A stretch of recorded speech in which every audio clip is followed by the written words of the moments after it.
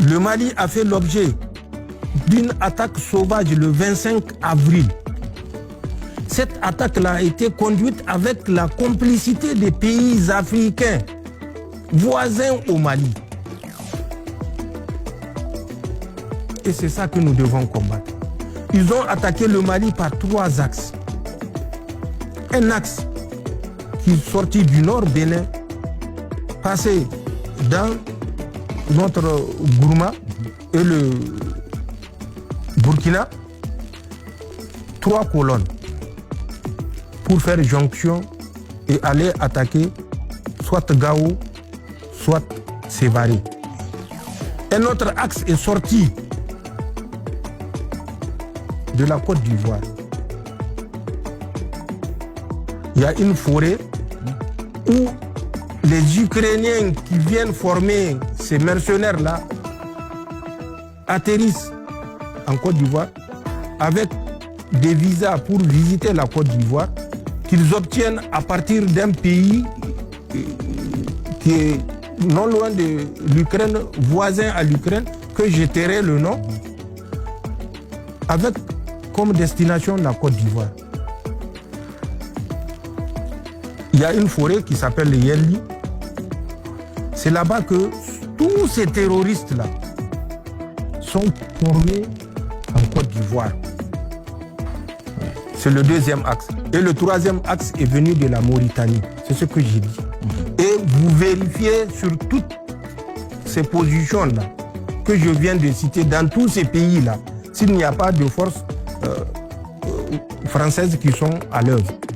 Les services français sont dans ces pays que j'ai cités et c'est ces services français, peut-être à l'insu ou au-dessus de ces autorités qui organisent ces actions contre nos pays.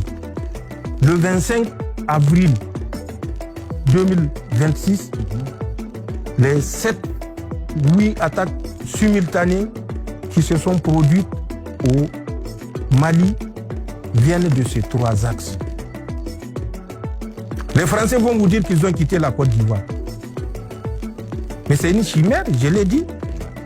Au 43e Bima, même le 30 mars passé, 30 mars 2026, là, ils ont formé des gens sur l'utilisation des drones. Les drones kamikazes, les drones que vous voyez utilisés sur nos positions.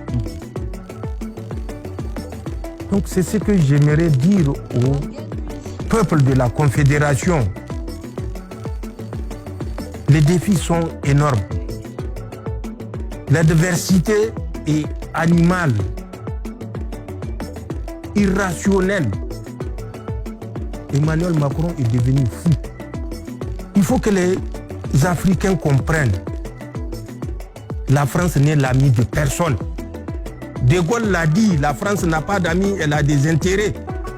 Toi, un petit Africain, tu vas croire le contraire parce que tu es l'ami des Français.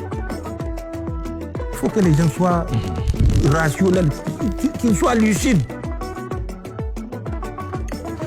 Avant d'attaquer le Mali, il y a un centre d'instruction à côté de Benjerville, à Kakro. Les gens n'ont qu'à aller voir le registre du 15 avril au 22 avril. Le matériel qui est sorti de ce centre d'instruction, ils viendront nous donner la réponse. Qu'est-ce qu'on a fait croire aux soldats ivoiriens? Que le Burkina va les attaquer, qu'on les a mis en alerte. C'était juste pour couvrir une manœuvre. Et c'est ce qui me convainc que les autorités ivoiriennes sont au courant de tout ce qui s'est tramé contre le Mali, contre le Niger, contre le Burkina. Mais nous avons d'autres preuves de réunions et de budgets en millions de dollars. Au moment opportun, nous allons, si l'occasion nous est offerte, les confronter avec ceux qui disent que ce que nous disons n'est que baliverne. Nous faisons face à une adversité et à un acharnement de l'Europe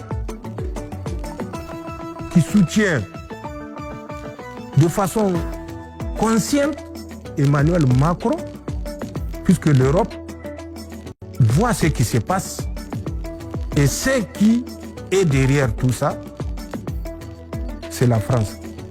Mais comme les intérêts sont convergents et que de toutes les façons, c'est des peuples africains qui seront massacrés, ça ne leur dit rien. Pour eux, c'est juste perte et profit. Mais nous avons dit que c'est fini et c'est fini. C'est ce que je dirais aux Nigériens et de façon plus large au peuple de la Confédération. Le combat que nous menons, c'est un combat de longue haleine. L'adversité à laquelle nous faisons face ne va pas s'estomper de si tôt ou par juste une prise de conscience de quelqu'un qui n'a pas de conscience. Il faut que nous soyons convaincus de ça pour ne plus nous laisser manipuler. Parce que malheureusement, c'est ça. Tous ces mercenaires qu'ils manipulent, c'est de la pure manipulation. Ils leur font croire qu'ils font du djihad. Mais à qui on va apprendre le djihad? Au Niger ou bien à la France? Au Niger, 99% musulmans. La France, 2 à 3% musulmans. À qui on doit faire le djihad? Fils Billah. Où est-ce qu'on doit faire le djihad? Là où il y a 2 ou 3% de musulmans, ou bien où il y a 99% de musulmans. Le Niger, c'est 1400 ans d'islam. 6e califat. Partez en France, portez le hijab parce que vous êtes musulman. On verra bien où est-ce que vous allez partir. Même dans votre chambre, si vous portez le hijab, vous serez arrêté. Au Niger, où est-ce qu'on ne rentre pas avec le hijab? Donc, c'est de la diversion. S'il y a bien quelqu'un qui mérite le djihad, ce n'est pas le Niger, ce n'est pas le Burkina, ce n'est pas le Mali. Donc, que cette histoire de djihad s'arrête. Le djihad, le dernier djihad a été conduit par le prophète, paix et salut sur lui. Mais depuis lors, quel djihad encore? Et particulièrement quand on connaît la moralité de ceux qui sont censés exécuter ce djihad, qui volent, qui violent, qui pillent, qui tuent, qui brûlent. C'est ça le djihad? Non, il faut arrêter. Il faut arrêter. Vous défendez les intérêts de l'Europe et particulièrement de la France d'Emmanuel Macron, l'homme du règne à l'article 49.3, et vous défendez que ses intérêts. Le reste n'est que chimère. Vous ne faites pas du djihad. Je vis pour l'attaque de l'aéroport, ils disent à leurs combattants, citez les noms d'Allah, même si vous êtes mort, vous allez partir au paradis. Et vous ne sentirez pas la souffrance. Mais ils vont souffrir plus que la souffrance, ces gens-là. Et leur itinéraire les conduit direct au Jahannama. Ce n'est pas au paradis Firdaus. Donc, il faut que les gens se réveillent. Ceux qu'on manipule, réfléchissez. Sachez que la France est en train de vous manipuler pour ses intérêts. Elle a perdu l'uranium gratuit au Niger. Elle a perdu l'or gratuit au Burkina. Elle a perdu l'or du Mali. Elle a perdu le lithium du Mali. Elle a perdu la soumission. Et elle a perdu le privilège de nous humilier sans qu'on puisse dire non. Comme ils l'ont fait avec Boulé-Chanoine, où ils sont rentrés justement par le Mali. Et ça fait longtemps qu'on partage les souffrances avec le Mali. La Bzenga, ils étaient là-bas le 25 décembre 1898. Ensuite, ils sont rentrés à Sorbonne Hausa, à Sansanin Hausa d'abord, le 3 janvier 1899. Et ils ont... C'est là-bas qu'on a surnommé Sarasara. Ça veut dire battre à mort, Boulé-Chanoine. Depuis Sansani Hausa. Il a pris en otage 1100 Nigériens, 800 porteurs et 300 femmes esclaves sexuels. 300. Ça, c'est encore leur chiffre.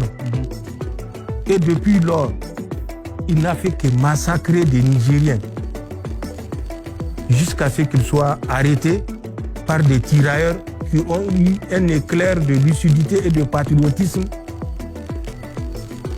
à Tankori. 4 km de Tankori. Entre Tankori et Issawan. C'est là-bas qu'il a été arrêté. Et là même, ce n'est pas à cause des Nigériens qu'il a massacré. Tout le parcours, hein, plus de 1300 km, il n'a fait que massacrer des Nigériens. C'est quand il a tué le colonel Klob qui était parti le relever, le 15 juillet 1899. C'est en ce temps que les tirailleurs, avec certains officiers français, ont abattu d'abord Julien Chanoine le 16, ensuite Boulay Chanoine le 17. Et c'est en ce temps que la France a senti que c'est un drame. Et c'est ce qu'on nous faisait écrire dans les dictées, le drame de Tankori. Et c'est avec ça que les gens pensent que ce que nous avons dans nos manuels, c'est notre histoire. Ce n'est pas notre histoire, c'est l'histoire des Français. Et c'est de ça que nous avons décidé de sortir. Donc, continuons les prières, continuons les invocations, travaillons de façon acharnée, consentons d'autres sacrifices parce que nous n'avons pas d'autre choix. Si nous voulons rester un homme libre, il n'y a pas d'autre voie. C'est la seule voie, celle de la victoire. Et, Inch'Allah, cette victoire-là, nous verrons le bout du tunnel. Inch'Allah. C'est les mots que j'ai. Et je souhaite bonne année, bonne campagne agricole et joyeux anniversaire de l'an 3 du CNSP. Du Niger. Du Niger.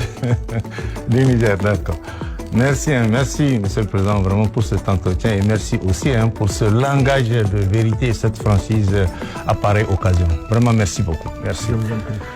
Mesdames, Messieurs, c'est la fin de notre entretien avec le président de la République, chef de l'État, le général d'armée Abdraman Tchani, qui vient de nous entretenir sur les grands sujets de l'heure et qui intéressent nos concitoyens. Le chef de l'État a réitéré toute sa détermination à apporter des réponses aux grandes préoccupations des populations.